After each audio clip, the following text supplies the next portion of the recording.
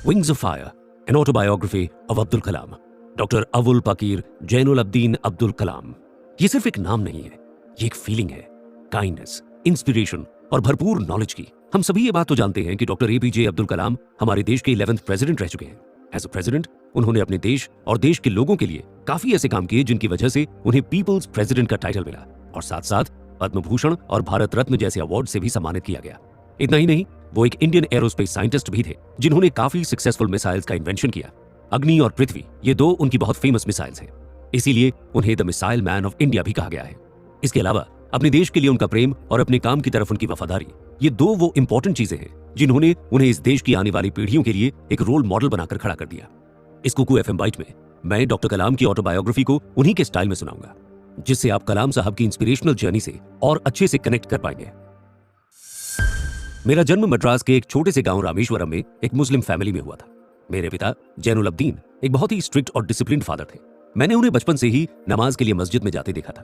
जब मैं थोड़ा बड़ा हुआ तो मैंने उनसे मस्जिद में नमाज पढ़कर दुआ मांगने के कॉन्सेप्ट को समझने की कोशिश की। उन्होंने मुझे बहुत ही सिंपल लैंग्वेज में समझाया कि जब आप दुआ मांगते हैं तो आप अपने आप को उस एक शक्ति के हाथों में सौंप देते हैं जो आपको बिना आपकी हैसियत, रंग रूप और धर्म को जानते हुए आपकी हेल्प करता है। हम सभी के मन में एक भगवान बसते हैं, तो हमें अपनी लाइफ में किसी भी सिचुएशन में घबराना नहीं चाहिए। परेशानियां हमारे लिए नई अपॉर्चुनिटीज लेकर आती हैं। ये सच्चाई और सेल्फ डिसिप्लिन मुझे मेरे पिताजी से मिला। मेरी माँ आशी अम्मा ने मुझे अच्छाई, नरमी और भोलेपन में जो भरोसा होता है वो सिखाया। इनके बाद जलालुद्दीन और शमसुद्दीन, ये दो मेरे बचपन के वो दो मजबूत पिलर्स थे जिन्होंने हर कदम पर मेरी हेल्प की। अहमद जलालुद्दीन हमारे एक रिलेटिव थे। वो मुझसे 15 साल बड़े थे और जब भी हम बात करते थे तो वो मुझे दुनिया के बारे में नई नई बातें बताया करते थे। Medical science, literature, scientific discoveries के बारे में जानकारी देते रहते थे और मुझे नई किताबें पढ़ने के लिए इनकरेज भी करते थे। इसलिए मुझे उनकी कंपनी काफी पसंद थी। शमसुद्दीन हमारे पहले कजन थे। वो रामेश्वरम में न्यूज़पेपर्स बांटने का काम करते थे। उस समय मुझे पढ़ना तो इतना आता नहीं था, तो शमसुद्दीन मुझे उन न्यूज़पेपर्स को बांटने से पहले उन पर बनी फोटोज को देखने को कहते। वो मुझे करंट अफेयर्स के बारे में अपडेटेड रखते थे। सेकेंड वर्ल्ड वॉर के टाइम जब ट्रेन रामेश्वरम स्टेशन पर नहीं रुकती थी, तब शमसुद्दीन के सप्लायर को सारे न्यूज़पेपर्स चलती ट्रेन से रामेश्वरम स्टेशन पर फेंकने पड़ते। उस समय शमसुद्दीन को स्टेशन पर सारे न्यूज़पेपर समेटने के लिए एक हेल्पर की जरूरत थी। तब मैंने उनकी हेल्प की और इन रिटर्न उन्होंने मुझे सैलरी भी दी थी। मैं उस समय तक तकरीबन 8 साल का था। ये बात मेरे बचपन की बेस्ट मेमोरी है, क्योंकि इसमें मैंने अपनी मेहनत से पहली कमाई हासिल की थी। रामानाथा शास्त्री, अरविंदन और शिव प्रकाशन। रामानाथा शास्त्री, अरविंदन और शिव प्रकाशन, ये 3 मेरे बेस्ट फ्रेंड्स थे। ये तीनों ही ब्राह्मण फैमिली से बिलोंग करते थे, लेकिन हमारी दोस्ती बहुत पक्की थी। मैंने 15 साल की उम्र में रामेश्वरम छोड़ा और अपनी आगे की पढ़ाई के लिए रामनाथपुरम पहुंचा। वहां पर मेरे एक टीचर इयादुरई सोलोमन से मैंने काफी कुछ सीखा। हमारी चाह, भरोसा और एक्सपेक्टेशंस, ये तीनों चीजें हमारी सबसे बड़ी ताकत है और इन्हीं से हम अपनी हर जंग जीत सकते हैं। अपना बीएससी पूरा करने के बाद मैंने मद्रास इंस्टीट्यूट ऑफ टेक्नोलॉजी में आगे की पढ़ाई कंप्लीट की। वहां एंट्रेंस पर एक एयरक्राफ्ट का डेमो रखा हुआ था। जब मैंने उसे देखा तो मेरे मन में एक क्यूरियोसिटी हुई कि किस तरह इंसान इसकी हेल्प से खुले आसमान में एक बर्ड की तरह अपने पंख फैलाकर उड़ सकता है। बस तभी मैंने एरोनॉटिकल इंजीनियरिंग करने का फैसला ले लिया था। मुझे यकीन है कि मेरी जर्नी आपके सपनों को उकसा रही होगी और आपकी हिम्मत बढ़ा रही होगी। अगले एपिसोड में मैं आपको अपने इन्वेंशंस के बारे में आपको बताऊंगा। अपनी इंजीनियरिंग पूरी करने के बाद मैंने बेंगलोर से अपनी ट्रेनिंग की। उस समय मुझे जॉब के लिए 2 जगह से ऑफर थे। पहला देहरादून से इंडियन एयरफोर्स ज्वाइन करने के लिए और दूसरा दिल्ली से DTDNP से साइंटिफिक असिस्टेंट की पोस्ट के लिए। मेरा ज्यादा मन इंडियन एयरफोर्स ज्वाइन करने में था, लेकिन हुआ यह कि मैं उसके इंटरव्यू में 9th पोजीशन पर सिलेक्ट हुआ और सिलेक्शन सिर्फ 8 कैंडिडेट्स का ही फाइनल होता था। मेरा दिल काफी टूट गया। जब मैं देहरादून से ऋषिकेश ट्रैवल कर रहा था, तब वहां एक स्वामी जी से मिला। उन्होंने मुझे समझाया कि हो सकता है किस्मत तुम्हें एयरफोर्स पायलट बनाना ही नहीं चाहती हो सकता है तुम्हारे लिए डेस्टिनी ने कुछ और बेहतर लिखा हो। खुद पर विश्वास रखो आजाद। इसी पॉजिटिविटी के साथ मैं दिल्ली वापस आया और मेरा सिलेक्शन DTDNP में सीनियर साइंटिफिक असिस्टेंट की पोजीशन पर 250 रुपए पर मंथ की सैलरी पर हो गया था। वहां 3 साल काम करने के बाद मुझे एक बहुत ही लाइफ चेंजिंग अपॉर्चुनिटी मिली। बैंगलोर में एरोनॉटिकल डेवलपमेंट एस्टेब्लिशमेंट में मेरी पोस्टिंग की गई। वहां मेरी टीम को एक नया प्रोजेक्ट असाइन हुआ। हमें एक होवरक्राफ्ट बनाना था। जी हाँ, होवरक्राफ्ट। ये एक तरह की नाव होती है जो एयर ट्यूब के सहारे जमीन और पानी दोनों पर चल सकती है। अब ये टर्म मेरे और मेरी टीम दोनों के लिए थोड़ा नया था। हम में से किसी को भी ऐसी फ्लाइंग मशीन बनाने का कोई एक्सपीरियंस नहीं था, न ही हमारे पास कोई डिजाइन थे जिससे हमें कुछ आइडिया मिल सके। हमसे जितना हो सका हमने होवरक्राफ्ट्स के बारे में रिसर्च की और हमारे सीनियर्स से भी नॉलेज लेने की कोशिश की, लेकिन उस नॉलेज से हम सेटिस्फाइड नहीं थे। एक दिन मैंने अपने मन में ठान लिया कि अब और टाइम वेस्ट नहीं करना और जितनी भी इंफॉर्मेशन और रिसोर्सेज हैं, इनसे हमें एक फ्लाइंग मशीन बनानी ही है। बस इस जज्बे ने मेरे दिमाग की सारी खिड़कियों को खोल दिया। मुझे एयरक्राफ्ट और होवरक्राफ्ट में सिमिलैरिटीज नजर आने लगी। बस मानो मुझे मेरी मेन प्रॉब्लम का सोल्यूशन मिल गया था। मैं अपने एम की तरफ बिना रुके बढ़ता रहा, जबकि मेरे सीनियर्स मेरे काम से खुश नहीं थे, लेकिन उनके अकॉर्डिंग मैं अपना टाइम एक इम्पॉसिबल मिशन पर वेस्ट कर रहा था। लेकिन मैं अपने माइंड में बिल्कुल क्लियर था। देखा जाए तो राइट ब्रदर्स, जिन्होंने एरोप्लेन का इन्वेंशन किया था, वो भी 7 साल तक सिर्फ साइकिल्स ही सुधारने का काम करते थे। मैंने अपने आप को बिल्कुल भी कमजोर नहीं पड़ने दिया। 1 साल में हमने अपने होवरक्राफ्ट का 3D मॉडल तैयार कर लिया। Defence minister sir Krishna Menon ने उससे इंप्रेस होकर हमारे होवरक्राफ्ट का नाम नंदी रखा। जब हमारी मशीन फाइनली रेडी हुई तो मैंने खुद कृष्णा मेनन सर को पहली राइड दी। जो कल तक इम्पॉसिबल था वो चीज आज हवा में उड़ रही थी। सभी बहुत खुश थे। फिर अचानक से कुछ दिनों के बाद हमारे इस प्रोजेक्ट को काफी कंट्रोवर्सीज का सामना करना पड़ा और इसे हॉल्ट पर रख दिया गया। मैं इस रियलिटी को फेस नहीं कर पा रहा था और काफी अपसेट हो गया था। थोड़े दिन गुजारने के बाद डॉक्टर मेहंदी रत्ता ने मुझे बताया कि Tata institute of fundamental research के डायरेक्टर के सामने हमें ये होवरक्राफ्ट रिप्रेजेंट करना है। ये बात सुनते ही होवरक्राफ्ट के साथ मैं भी हवा में उड़ रहा था। TIFR के डायरेक्टर के उस होवरक्राफ्ट पर राइड लेने के कुछ ही दिन बाद मेरे पास Indian committee of space research Mumbai से रॉकेट इंजीनियर की पोस्ट के लिए कॉल आया। मैं एकदम से काफी शॉक्ड हो गया, लेकिन मेरी खुशी का तो ठिकाना ही नहीं था। फिर मैं मुंबई पहुंचा, इंटरव्यू दिया और इनकोस्पार में एक रॉकेट इंजीनियर की पोस्ट के लिए मेरा सिलेक्शन हो गया। इस तरह से हमारे एक होवरक्राफ्ट ने मुझे आज एक साइंटिफिक असिस्टेंट से रॉकेट इंजीनियर बना दिया। मैं इस बात को पूरे विश्वास के साथ कह सकता हूं कि आप अपने फेलियर से मत डरिए। फेलियर्स तो आएंगे ही, लाइफ में बस आपको रुकना नहीं चाहिए, जैसा मेरे साथ हुआ था। अगले एपिसोड में रशिया से हमारी टक्कर की कहानी बताऊंगा। इनकोस्पार से मुझे 6 महीने के एक्सपीरियंस के लिए USA भेजा गया। वहां के कल्चर में मैंने देखा कि वहां के लोग अपनी प्रॉब्लम से डरकर अपनी लाइफ को सफर नहीं कराते। इनफैक्ट उसका सोल्यूशन बहुत तेजी से ढूंढते हैं। ये सीख मुझे इंडिया वापस आने के बाद काफी काम आई। अब क्योंकि मैं एक रॉकेट इंजीनियर बन चुका था, लाइफ और मेरे सीनियर्स ने मेरे लिए काफी चैलेंजेस सोच रखे थे। मेरे इंडिया लौटते ही पहला साउंडिंग रॉकेट लॉन्च हुआ, जो था नाइकी अपाचे 1। प्रोफेसर साराभाई की ये इच्छा थी कि इंडिया का अपना एक सैटेलाइट लॉन्चिंग व्हीकल हो। Sounding rocket, satellite launching vehicle और मिसाइल, ये तीनों ही एक तरह के रॉकेट्स होते हैं। साउंडिंग रॉकेट्स नॉर्मली वो छोटे रॉकेट्स होते हैं जो ऊपर के एटमॉस्फेयर की जांच करने के लिए यूज किए जाते हैं। वही सैटेलाइट लॉन्चिंग व्हीकल वो साधन होता है जो सैटेलाइट्स को उसकी पर्टिकुलर ऑर्बिट में छोड़कर आता है।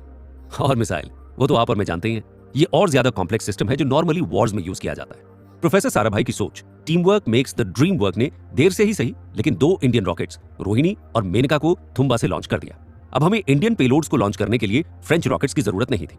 इस अचीवमेंट के बाद प्रोफेसर साराभाई ने मुझे फौरन दिल्ली में याद किया और VS नारायणन एयर हेडक्वार्टर्स के ग्रुप कैप्टन के सामने अपने नए project rocket assisted take off system यानी राटो को इंट्रोड्यूस किया। राटो मोटर्स ऐसे एयरप्लेन्स होते हैं जिन्हें टेक ऑफ के लिए ज्यादा लंबा रनवे नहीं चाहिए रहता। ये यूजुअली वॉर्स में यूज किए जाते हैं जहां अर्जेंट टेक ऑफ हो सके। प्रोफेसर साराभाई ने हमें रशियन राटो दिखाया और कहा कि अगर वो हमें इस राटो की मोटर रशिया से अवेलेबल कर दे तो क्या हम इंडियन राटो 18 महीने में बना सकते हैं। VS नारायणन और मैंने एक साथ एंथुसियास्टिकली यस बोला। हमारा जवाब सुनते ही प्रोफेसर बहुत खुश हुए और हम दोनों उसी दिन से अपने मिशन की तरफ जुट गए। VS नारायणन एक बहुत ही इंटरेस्टिंग पर्सनालिटी थे। वो इतने एम्बिशियस थे कि सिर्फ यही बोलते रहते थे, जब ये चीज रशिया में पॉसिबल है तो इंडिया में क्यों नहीं हो सकता। बिल्कुल हो सकता है। उनका ये एंथुसियाज्म मेरे जज्बे और हिम्मत दोनों को बढ़ावा देता था। इस मिशन के दौरान 2 नई चीजें सामने आई। पहली, प्रोफेसर साराभाई ने जो आने वाले 10 सालों के लिए मिशन सोचकर रखे थे उसका पूरा ऑन पेपर प्लान। उसे पढ़कर मुझे ऐसा लगा कि जैसे ये कुछ रोमांटिक स्टोरीज हैं जो किसी कंट्री और स्पेस लवर ने अपनी कंट्री के डेवलपमेंट के लिए लिखी हो। और दूसरा, डिफेंस मिनिस्ट्री में मिसाइल पैनल का फॉर्मेशन, जिसके कोर मेंबर्स थे मैं और नारायणन। फिर हमने अपनी राटो मोटर की तरफ वापस अपना कंसंट्रेशन लगाया और इस प्रोजेक्ट की स्टार्टिंग डेट से 12 महीनों में हमने अपना पहला स्टैटिक टेस्ट ले लिया था। आगे के 4 महीनों में राटो मोटर के टोटल 64 स्टैटिक टेस्ट हो चुके थे। पर अभी ये कहानी एक नया मोड़ लेने वाली थी जिसमें बहुत से चैलेंजेस थे। जानेंगे अगले एपिसोड में। राटो का प्रोजेक्ट ऑलमोस्ट कंप्लीशन पर था। इसी बीच प्रोफेसर साराभाई ने अपने इंडियन सैटेलाइट लॉन्चिंग व्हीकल के सपने को सच करने के लिए एक नई टीम बनाई और हर एक टीम मेंबर को अपने हिस्से का काम सौंप दिया गया। मुझे SLV के लिए स्टेज 4 का काम सौंपा गया। मैं और मेरी टीम अपने हिस्से का काम करने में जुट गए। थोड़े दिन बाद हम सबको एक दिल दहलाने वाली खबर मिली कि प्रोफेसर साराभाई अब इस दुनिया में नहीं रहे। प्रोफेसर साराभाई मेरे लिए साइंस के महात्मा गांधी थे। वो सिर्फ एक ग्रेट साइंटिस्ट ही नहीं बल्कि एक ग्रेट लीडर भी थे। ये हमारे हिंदुस्तान के लिए काफी बड़ा लॉस था। लेकिन जैसा कि हम सभी जानते हैं कि ये दुनिया और समय किसी के लिए भी रुकता नहीं है। राटो और SLV उनका सपना था। हम सब उनके इसी सपने को पूरा करने में लग गए और आखिरकार 8 अक्टूबर 1972 को राटो मोटर का पहला टेस्ट लिया गया जो सक्सेसफुल रहा। अब इंडिया को मिलिट्री डिफेंस के लिए इंपोर्टेड राटो की जरूरत नहीं थी, जिसका कॉस्ट था 33,000 रुपए, क्योंकि इंडियन राटो का मैन्युफैक्चरिंग सिर्फ 17,000 रुपए में ही हो रहा था। ये एक ब्रेथ ऑफ रिलीफ था। अब उनके दूसरे सपने SLV को सच करना बाकी था। मुझे प्रोजेक्ट मैनेजर SLV बना दिया गया। ये जिम्मेदारी काफी बड़ी थी। मैं थोड़ा घबराया, लेकिन मुझे ये बात मालूम थी कि घबराने से मैं अपने कदमों को डगमगा दूंगा। अगर मुझे अपने कदमों के निशान रेत पर छोड़ने हैं तो मुझे अपने कदमों को रगड़ना नहीं है, उन्हें मजबूती से जमीन पर रखना है। मैंने स्ट्रेटजीज बनाई, कम्युनिकेशन को अपने काम का सबसे इंपॉर्टेंट पार्ट बनाया। SLV 3 के प्रोजेक्ट के दौरान मेरे साथ काफी इमोशनल केसेस बने जिन्होंने मेरे दिल को अंदर से तोड़ कर रख दिया। सबसे पहला तो मेरे ब्रदर इन लॉ और मेरे बचपन के सबसे बेस्ट फ्रेंड अहमद जलालुद्दीन के गुजरने की खबर मिली। उसके कुछ महीनों बाद ही मेरे पेरेंट्स भी इस दुनिया से चले गए। आज में जो कुछ था, जिनकी वजह से था, वो सभी मेरे साथ नहीं थे। ये मेरी लाइफ का एक ऐसा पड़ाव था जहां मेरा दिल और दिमाग एक साथ नहीं था। काफी मुश्किल से मैंने अपने आप को संभाला। 1979 में फाइनली SLV 3 की फ्लाइट का पहला एक्सपेरिमेंट हमने किया। लेकिन जैसा कि पहले भी कहा था कि बिना फेलियर्स के कोई सक्सेस स्टोरी पूरी कहां होती है, हमारा एक्सपेरिमेंट उसके सेकंड स्टेज में फेल हो गया। पूरे श्री हरिकोटा के आइलैंड पर एक मायूसी भरी खामोशी छा गई। डॉक्टर ब्रह्म प्रकाश ने मुझे उस मोड़ पर हौसला दिया और यह समझाया कि यह पहला अटेम्प्ट था जो फेल हुआ है। एक इंसान को सक्सेसफुली मून पर लैंड कराने में साइंटिस्ट को तकरीबन 40 साल लग गए थे। बस फिर क्या था, इस मोटिवेशन ने हमें वापस अपने लक्ष्य की तरफ भेज दिया और देखते ही देखते 18 जुलाई 1980 को हमने SLV-3 का दूसरा एक्सपेरिमेंटल टेस्ट लिया। कुछ समय बाद अनाउंसमेंट हुआ, all stages performed to mission requirements, the fourth stage apogee motor has given the required velocity to put the Rohini satellite to its orbit. ये वर्ड्स आज भी मेरी मेमोरी में गूंजते हैं। सभी बहुत खुश थे। इंडिया के पास अब अपना सैटेलाइट लॉन्च व्हीकल था। प्रोफेसर साराभाई को हम सब ने दिल से याद किया। इस सक्सेस के बाद 25 जनवरी 1981 को मुझे कॉल आता है कि कल रिपब्लिक डे के दिन मुझे पद्म भूषण के अवार्ड से सम्मानित किया जाएगा। ये न्यूज हर जगह फैल गई थी। मुझसे मेरी खुशी संभाली नहीं जा रही थी। मैंने अपने कमरे को बिस्मिल्लाह खान की शहनाई के म्यूजिक से भर लिया था। जब आप फेल होते हैं तो आपके अंदर एक युद्ध सा छिड़ जाता है। आपका डर आपके ऊपर हावी होने लगता है, जो आपसे कहता है कि सब कुछ खत्म हो चुका है, अब तुम अपने हथियार डाल दो। लेकिन आपके अंदर किसी कोने में आपके विश्वास की शक्ति फाइट बैक करती है और आप फिर से ट्राई करने के लिए खड़े हो जाते हैं। तो खुद पर विश्वास आपको करना ही होगा, क्योंकि आपके साथ ऊपर वाले की अनलिमिटेड पावर है। अगले एपिसोड में कुछ और अचीवमेंट्स की बात करेंगे। एक राष्ट्रीय अवार्ड मिलना छोटी बात नहीं होती। ये एक ऐसी अचीवमेंट थी जो मेरे मरने के बाद भी मेरे साथ रहेगी। लेकिन अभी मेरा सफर खत्म नहीं हुआ था, बल्कि अब मुझे अपनी लाइफ की स्लेट पर नए सम्स लिखने थे। मुझे इसरो से DRDO का डायरेक्टर अपॉइंट कर दिया गया। वहां का एटमॉस्फेयर समझने में मुझे थोड़ा समय लगा। मैंने अपने अकॉर्डिंग थोड़े चेंजेस भी किए। हमने सीनियर साइंटिस्ट की एक टीम बनाई और उसे मिसाइल टेक्नोलॉजी कमेटी नाम दिया। DRDO एंटी टैंक मिसाइल्स के फॉर्मेशन का पायनियर माना जाता था। तो हमने एक प्रोग्राम शुरू किया जिसको नाम दिया integrated guided missile development programme, यानी IGMDP। इस प्रोग्राम में 5 प्रोजेक्ट्स असाइन किए गए: पृथ्वी, त्रिशूल, अग्नि, आकाश और नाग। हमने 5 प्रोजेक्ट्स को अलग अलग टीम्स में बांट दिया। हर टीम का ग्रुप कैप्टन एक एक्सपीरियंस्ड साइंटिस्ट को बनाया ताकि वो अपनी टीम को समझदारी से सही गलत का फैसला दे सके।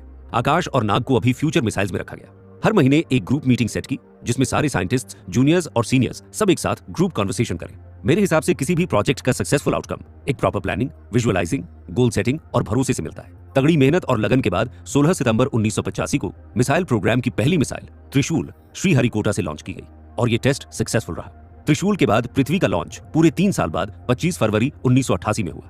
क्योंकि पृथ्वी एक साधारण मिसाइल नहीं थी, वो फ्यूचर में आने वाली सभी मिसाइल्स की एक नींव थी। इसके एक्सप्लोजन का एरिया काफी बड़ा था। इसके लॉन्च की खबर ने आसपास की दूसरी कंट्रीज को भी दहलाकर रख दिया था। पृथ्वी के बाद अग्नि के लॉन्च की तैयारियां जोरों शोरों से शुरू हो गई। इस मिसाइल के लॉन्च में हमें काफी कंट्रोवर्सीज का सामना तो करना पड़ा ही, लेकिन 2 बार इसका लॉन्च भी रोका गया। दोनों बार कंप्यूटर ने लॉन्च के ठीक 10 सेकंड पहले होल्ड का साइन बता दिया। अग्नि की टीम में तकरीबन 500 साइंटिस्ट इन्वॉल्व थे।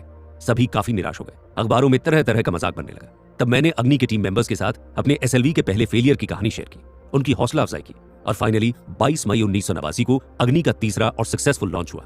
लाख डिसअपॉइंटमेंट्स, लाख डिमोटिवेशन के बाद भी हमने वो कर दिखाया था जो हमें करना था। अग्नि के लॉन्च के बाद इंडिया और मजबूत हो गया था। चारों तरफ फिजाओं में कामयाबी की खुशबू महक रही थी।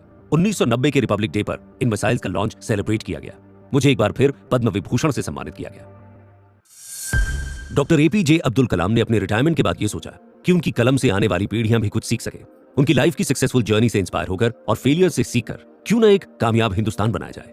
उनकी लाइफ से हमने ये बात तो सीखी ही है कि चाहे कुछ भी हो जाए, कितनी ही परेशानियां क्यों ना आ जाए, हमें ये नहीं भूलना चाहिए कि बंद घड़ी भी दिन में 2 बार सही वक्त जरूर दिखाती है। बस हमें कोशिश करते रहना चाहिए, उसका फल ऊपर वाला हमें जरूर देगा।